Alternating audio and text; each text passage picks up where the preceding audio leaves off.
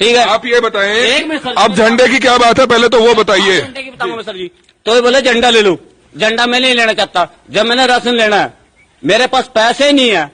अब मैंने कई 10-20 बंदों से पैसे मांगे, बोले भाई हमारी मजदूरी नहीं लगी है, मैं पैसे कहाँ से लाऊंगा। जिसने एतराज था उनसे हमने कहा अभी 20 रुपए का झंडा है, सरकार का ऊपर से ऑर्डर है, तुम्हारे को तो पैसे जमा करवाने पड़ गए। हम तो उन्होंने कहा अभी मगर जो 20 रुपए का झंडा नहीं लेगा तो उसको कैसे करे, उनको राशन नहीं दो।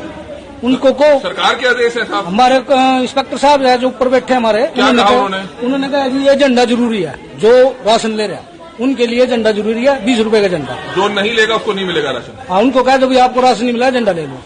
आपको तिरंगा झंडा लेना पड़ा, मजबूरी में लेना पड़ा? जी, चढ़वा राशन कार्ड पर चढ़वा कर गई, पूरे पीछे लेकर आए थे हम।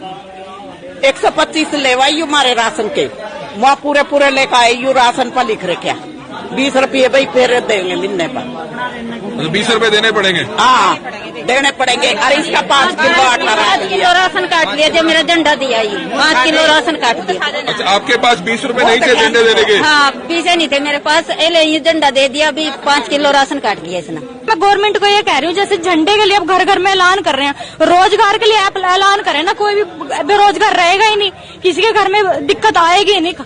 राशन तक लेने के लिए लोग परेशान है यहाँ पे। और सिलेंडरों का रेट देखो सर, आप उज्ज्वला योजना का कहाँ क्या बन रहा है, कुछ बन रहा है उसका? घर में सिलेंडर खाली पड़े हैं। और गांव में तो खैर लोग फिर भी ईंधन अफोर्ड करके अपना गुजारा कर लेते हैं, शहरों में बंदा वो तो मजबूर हो जाते हैं ना करने के लिए।